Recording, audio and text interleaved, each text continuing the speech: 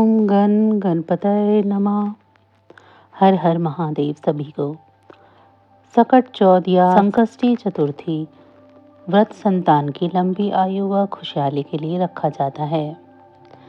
चलिए जानते हैं इससे जुड़ी हुई 3 कथाएं। मान्यता है कि सकट चौथ व्रत में बिना व्रत कथा सुने या पढ़े व्रत का फल नहीं मिलता है। ज्योतिष विद्वानों के अनुसार सकट चौथ का व्रत बिना व्रत कथा के अधूरा माना जाता है। इस व्रत को लेकर कई कहानियां प्रचलित हैं, जिसमें बुढ़िया माई की कहानी, भगवान श्री गणेश से जुड़ी कथा और माता पार्वती व भगवान शंकर आदि से जुड़ी कहानियां सुनी जाती हैं।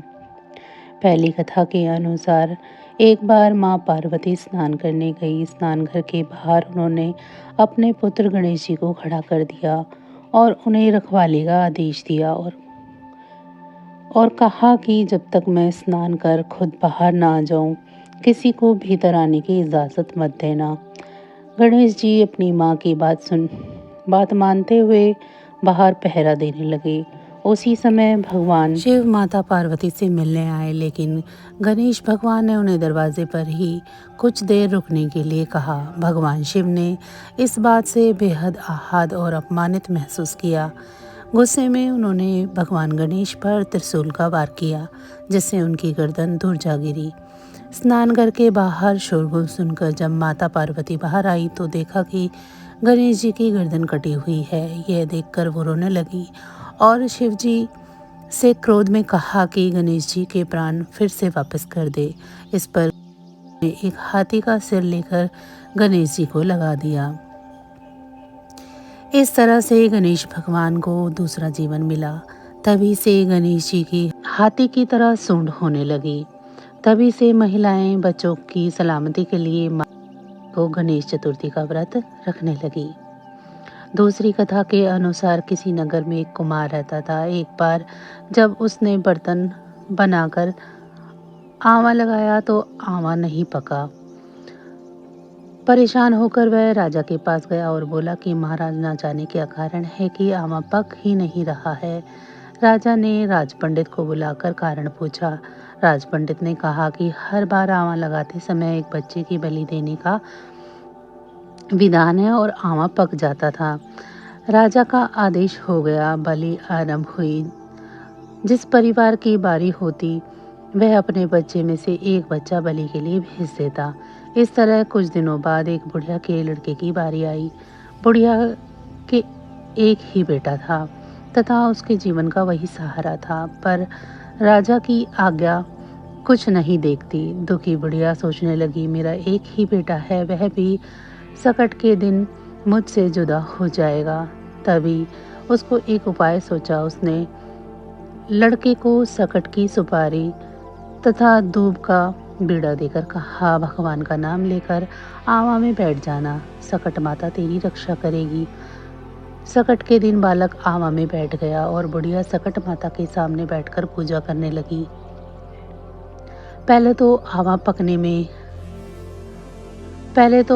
पकने में कई दिन लग जाते थे, पर इस बार सकट माता की कृपा से एक ही रात में आंवला पक गया। सवेरे कुमार ने देखा तो हैरान रह गया।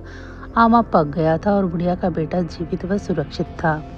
सकट माता की कृपा से नगर के अन्य बालक भी जी उठे। यह देख नगरवासियों ने माता सकट की महिमा स्वीकार कर ली। तब से आज तक सकट माता की पूजा और व्रत का विधान चला आ रहा है। तीसरी कथा के अनुसार एक बुढ़िया थी। वह बहुत ही गरीब और दृष्टिहीन थी।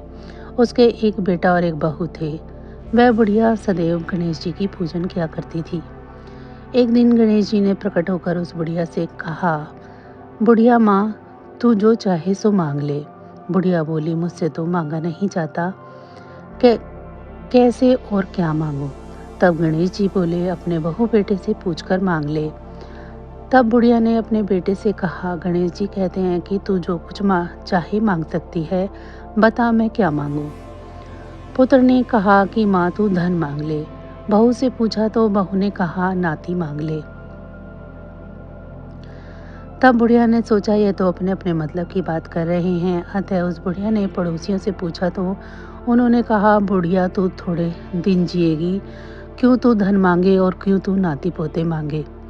तू तो अपनी आँखों की रोशनी मांग ले, जिससे तेरी जिंदगी आराम से कट जाएगी।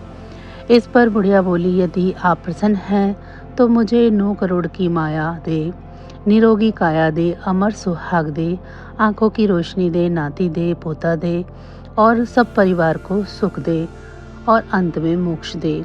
ये सुनकर गणेश जी बोले, बुढ़िया माँ, तुमने तो हमें ठग लिया, फिर भी जो तूने मांगा है वचन के अनुसार सब तुझे मिलेगा।